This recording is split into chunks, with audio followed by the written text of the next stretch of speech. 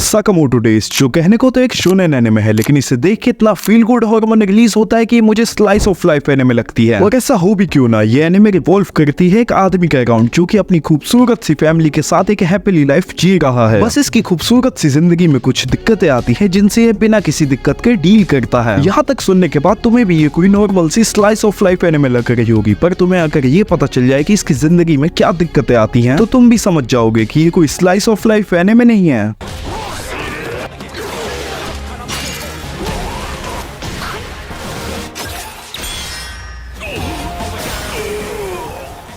ये anime revolve करती है साकामोटो नाम के एक लेजेंडरी हिटमैन के अराउंड, जिससे ज्यादातर वर्ल्ड के क्रिमिनल्स डरते हैं और जो इससे नहीं डरते वो इसे आइडलाइज करते हैं। एक दिन इस लेजेंडरी हिटमैन को तुम्हारी और मेरी तरह ही किसी कन्वीनियंस स्टोर की क्लर्क से लव एट फर्स्ट साइट हो जाता है। लेकिन ये हमारी तरह नहीं कि इस वन साइडेड लव को वन साइडेड रहने देता है, बल्कि ये उसे डेट भी करता है और उसके बाद उससे शादी भी कर लेता है। और ये करने के लिए कंडीशन होती है कि उसे अपनी जॉब ऐसा लेजेंडरी हिटमैन से रिटायर होना पड़ता है और अब से वो किसी को मार भी नहीं सकता है। ये चीज शो करती है कि साकामोटो कितने अच्छे से अपनी कन्वीनियंस स्टोर वाली बेडी की बात मानता है। एक हेल्दी रिलेशनशिप के लिए मर्द को अपनी बेडी की बात माननी पड़ती है। तो अब साकामोटो रिटायर हो गया है एज अ हिटमैन और उसने शादी भी कर ली है और उसकी एक बच्ची भी हो गई है जिसका नाम हाना है। और उसने एक कन्वीनियंस स्टोर भी खोल लिया है टोक्यो में, जिससे उसका घर चलता है। तो अब साकामोटो को रिटायर हुए 5 साल हो गए हैं और वो बहुत ही हैप्पीली अपनी लाइफ जी रहा है। लेकिन तुमने एक चीज तो सुनी होगी कि लोग अंडरवर्ल्ड में आते खुद की मर्जी से हैं, लेकिन जाते अंडरवर्ल्ड की मर्जी से हैं। और यही चीज इसके साथ भी होती है। जो उसके गैंग वाले होते हैं वो सोचते हैं कि अब तो 5 साल हो गए हैं साकामोटो को रिटायर हुए, तो ये परफेक्ट टाइम है इसे मारने का। और साकामोटो को देख के लगता भी है कि इसे मारना बहुत आसान होगा क्योंकि ये खा खा के लालाजी बन गया है। पर वो 2 कहावतें तो तुमने सुनी ही होगी कि डोंट जज a book by its cover, और शेर बूढ़ा जरूर हो गया है लेकिन शिकार करना नहीं भूला है। और ये दोनों कहावत इस पे अप्लाई होती है क्योंकि इसे देख के लगता है कि इसे मारना तो बहुत आसान होगा, पर ऐसा है नहीं। और दूसरी इसलिए क्योंकि भले ही इसे रिटायर हुए 5 साल हो गए हैं, लेकिन ये अभी भी किसी को भी मार देगा। मतलब इतना केपेबल है कि ये 1-to-1 फाइट में किसी को भी हरा देगा, अभी तो ऐसा लग रहा है। तो इसे कमजोर समझ के इसकी पुरानी गैंग वालों ने एक मेंबर भेजा इसे मारने के लिए, जिसका नाम शिन था। ये जो शिन है इसके पास एबिलिटी है कि ये मन की बात पढ़ सकता है, और ये एबिलिटी मैंने किसी के पास देखी है और तुमने भी किसी ना किसी के पास देखी ही होगी। तो शिन आया तो साकामोटो को मारने था, लेकिन वो इसकी इतनी हम्बल लाइफ देख के सोचता है कि मैं साकामोटो को नहीं मारूंगा। वो ऐसा 2 वजह से सोचता है। पहला तो ये कि वो साकामोटो को अपना आइडल मानता था, और दूसरा ये कि उसे ये लग रहा था कि ये अंडरवर्ल्ड को क्या ही दिक्कत देगा। तो शिन ये चीज अपने बॉस को बताता है कि मैं साकामोटो को नहीं मारूंगा। तो उसका बॉस बोलता है कि तू नहीं तो मेरे पास और भी लोग हैं जो साकामोटो को मार देंगे। तो ये चीज सुनकर शिन सोचता है कि जब साकामोटो को कोई और ही मार देगा तो वो कोई और मैं ही क्यों नहीं बन जाता हूँ, किसी और से अच्छा मैं ही साकामोटो को मार देता हूँ। यही सोच के वो साकामोटो को मारने तो जाता है, लेकिन साकामोटो उसे ही मारकर बेहोश कर देता है। बताया था ना मैंने, शेर बूढ़ा जरूर हो गया है लेकिन शिकार करना नहीं भूला है। और जब शिन की आंखें खुलती हैं तो साकामोटो की फैमिली के साथ डिनर करने बैठा हुआ होता है। इतनी होलसमनेस देखने के बाद शिन सोचता है कि वो साकामोटो को नहीं मारेगा, और यही चीज वो अपने बॉस को भी बताता है, लेकिन उसका बॉस मानता नहीं है। तो शिन और साकामोटो मिलकर उसकी पूरी गैंग को खत्म कर देते हैं। लेकिन अंडरवर्ल्ड में एक ही गैंग थोड़ी होती है। तो अब अंडरवर्ल्ड वालों ने साकामोटो के ऊपर 1 बिलियन येन की बाउंटी रख दी है, जिसकी वजह से दुनिया का हर एक क्रिमिनल साकामोटो को मारने में लग गया है। तो अब देखने लायक है कि साकामोटो कैसे खुद के साथ अपनी फैमिली को प्रोटेक्ट करता है इतने सारे क्रिमिनल से, वो भी इसकी वाइफ आगुई के नो किलिंग रूल के साथ।